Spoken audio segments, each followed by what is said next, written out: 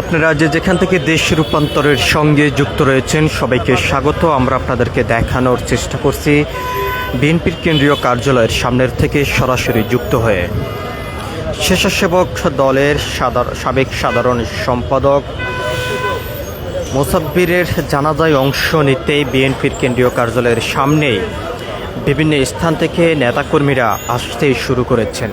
কিছুক্ষণ আগে এখান থেকে যেমনটি জানানো হয়েছে, তিনি রাজপথে সবসময় সোচ্চার ছিলেন। বেশ কয়েকটি রাজনৈতিক তার বিরুদ্ধে মামলা ছিল। আজ তার এই বিদায়ের দিনও তার মামলার হাজিরা ছিল, এমনটি এখান থেকে বলেছেন। তার এই বিদায়ের যাত্রা কোনোভাবে মেনে নিতে পারছেন না নেতাকর্মীরা। আমরা আপনাদেরকে দেখানোর চেষ্টা করছি সরাসরি বিএনপির কেন্দ্রীয় কার্যালয়ের সামনের থেকে যুক্ত হয়ে। বিএনপির অঙ্গ সংগঠনের বিভিন্ন নেতাকর্মীরা কেন্দ্রীয় কার্যালয়ের সামনে এসেই অবস্থান করেছেন তার জানাজায় অংশগ্রহণ করার জন্য।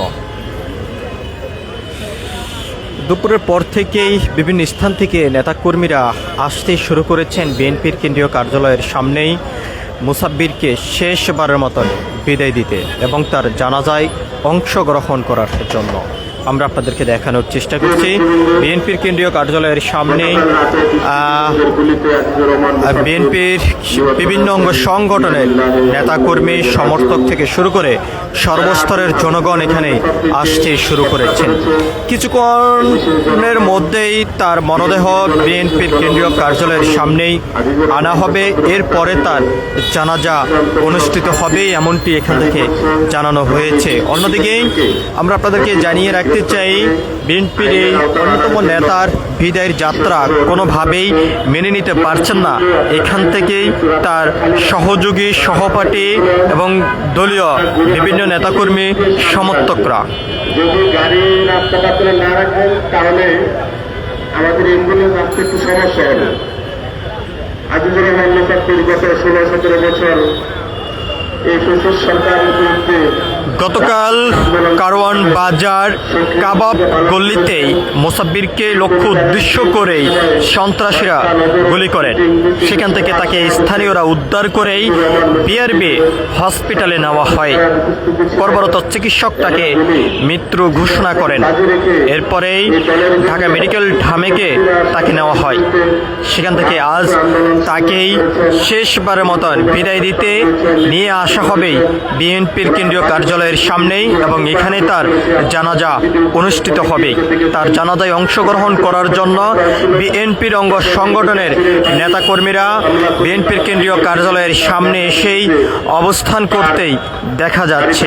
তার সহপাঠী, সহযোদ্ধা, রাজপথে লড়ার যে সহযোদ্ধা সৈনিক যারা রয়েছেন, এর পাশাপাশি বিএনপির অঙ্গ সংগঠনের নেতাকর্মীরা তার এই বিদায়ের যাত্রা কোনোভাবে মেনে নিতে পারছেন না এবং এখান থেকে নেতাকর্মীরা আরও যেমনটি বলছেন, দ্রুত সময়ের মধ্যেই তার হত্যাকারীদেরকে গ্রেপ্তার করেই বিচারের আওতায় নিয়ে আসতে হবে।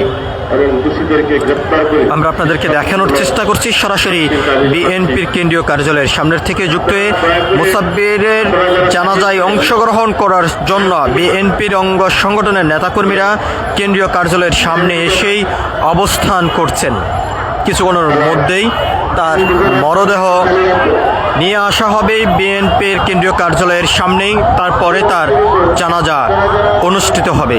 তার জানাজায় অংশগ্রহণ করার জন্য শীর্ষ লেভেলের নেতা সহ সর্বস্তরের জনগণ বিএনপির কেন্দ্রীয় কার্যালয়ের সামনেই অবস্থান করতে দেখা যাচ্ছে। এখনো পর্যন্ত বিভিন্ন স্থান থেকে নেতাকর্মীরা বিএনপির কেন্দ্রীয় কার্যালয়ের সামনে এসেই অপেক্ষা করছেন এবং অবস্থান করছেন।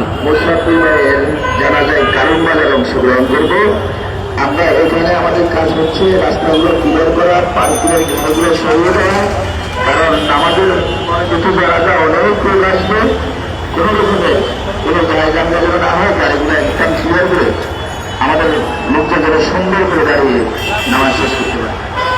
শুধু ভাইয়ারা একটু সিনিয়র ব্যক্তিবৃন্দ জানালে অংশগ্রহণ করতে এসেছেন, সিনিয়র ব্যক্তিবৃন্দ প্রথম কাতারে দাঁড়াবে।